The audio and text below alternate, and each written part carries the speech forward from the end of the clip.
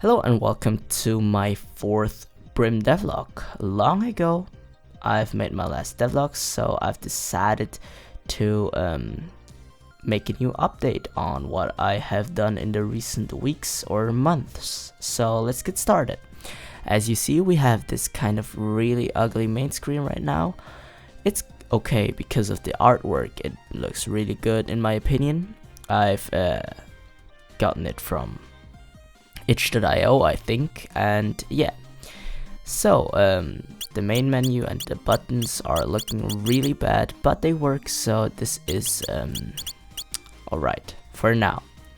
So let's get into a new game. As you see, we don't have the ugly island anymore as we had before, and probably the biggest change is the player character. As you see, he looks quite different right now, but I think he looks pretty good. And now I've decided to pixelate or pixel him myself, and I'm quite proud of it actually, because he looks pretty good in my opinion. So what have I done? So the first thing I've done is I have added this bow state, and the bow state was I think already implemented in the last devlog, but I've added this kind of arrow trail which looks now really good in my opinion. It looks like the arrows are thrown or shooten or shot in real life. Like, you have this trail that creates this nice effect in my opinion. And so I've decided to keep it. If you want a tutorial on that, it's actually quite easy. So if you want one, I will definitely make a video on this. And yeah. So what have I added too? So as you see right here, 2 trees have spawned by the time we've talked, and this is a matter of a random terrain generation as well as the island. So as you see, the island is completely random generated, and this is quite cool actually. So I've made it that the trees are not allowed to spawn on water tiles. So the trees are only able to spawn on tiles that are filled with grass, which is actually pretty cool in my opinion actually. And if you spawn another island, in theory you should trees should be able to spawn on this island as well. But because I've set the spawn rate of these islands pretty low, of these trees pretty low. Oh, actually, here, you see it. I set it pretty low, and that's why probably it will not spawn. But as you see right here, it spawned. And if we destroy this tree, you see some items drop. And the problem with this is you cannot go to the other side. So what will you do? You pick up the boomerang, you throw it, and the boomerang will pick up every item that you want and that you can reach with the boomerang, which is really cool in my opinion. And oh, oops, I've accidentally tapped out of this, and now we're able to pick everything up. The next thing I've implemented is, of course, I've implemented some more items like a log and some more stuff, but a bigger feature I've implemented is crafting. So if you open the inventory right now, you will see this right tab that is really cool and has this cool animation when coming in, this kind of lerp. And you can scroll through it, which is really cool actually in my opinion. So what do you think? I think it looks great. If you have any criticism on that, please leave it down in the comments. And yeah, so let's destroy this to farm some ores and get some wood. So actually, let's try something out. So, for example, we can buy this chest. Select it, and as you see, we can place it around. So, for example, let's place it here. And if you come into this range, you can click E, and this chest opens. And you can put stuff in here, which was already available in the last devlog, so it's not something new actually.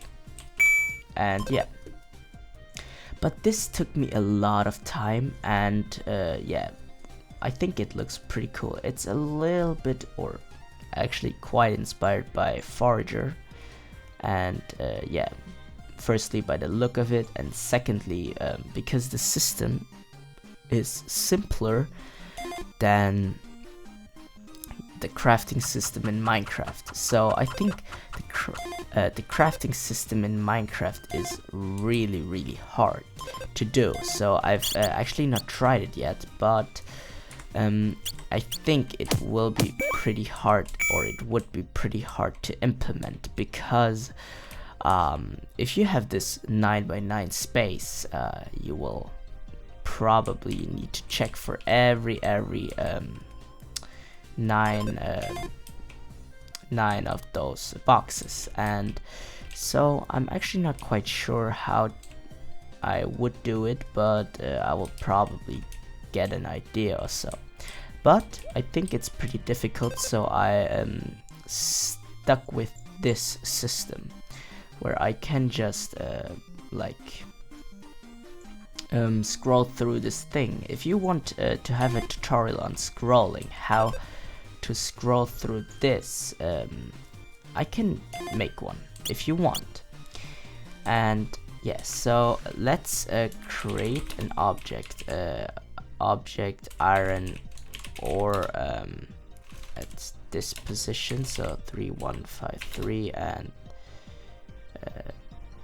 I actually don't know my position, so 1790. And there we go, there we have an iron ore. So I've started to implement ores into the game. Currently they have not really much HP, but we have ingots. Maybe I will do it like in Minecraft, where you can build an oven, and you need to smelt it, or a smeltery, and you need to smelt the ore into an ingot. But for now, I'm not actually sure. You can also buy some blocks to build your game, which is pretty cool as well, in my opinion. And yeah, this a tutorial on how to spawn these trees is actually quite easy. So basically, this random terrain is generated by what is it called? By a grid. And in order to know where trees can spawn or not, I added a DS list, and in the DS list you store the position of the tile that is able, or that is filled with grass. So basically I added DS list, and in this case right here I added DS list with the position 0 and 3070 divided by the tile size. And in this case, not this divided thing, but you write it like this. And the reason you write it like this is because if you write it like this, you will not get any rest. So if you write it like 10 divided by 3, you will not get 3, but you will get 3.333. But if you write 10 div 3, you get 3 out of it, which is perfect for our grid system. and I've basically stored the position, the X and Y position, in an array. So I basically use the console now for showing you this. I wrote ds_list add, and for example the global.list, and I added the position. So this should be X and this should be Y. So this is how I added it, and this is pretty cool actually. So if you want a tutorial on that, I can definitely do one. So I hope you enjoyed the devlog. I've probably forgotten many things that I have implemented, but that I haven't showed yet. So what I've also implemented is so give myself for now an apple. So give 1 10 times. I've implemented this compass, which you currently which I give myself right now. So I'm not actually sure what the compass is. Give 16. No, give 14. 14. Give 12. No, give 13. Give 17. Okay, so apparently I have removed the compass, but yeah. But it should have done something really cool. So if I fly away from the city, and and when I'm like 1,000 steps away from the island, I will get this kind of arrow that shows me where the island was, which is pretty cool, that you actually can find your home again. And yeah, so I hope you enjoyed the devlog. If yes, please leave a like. Any suggestions, just leave in the comments. I will probably read it really fast. So see you next time.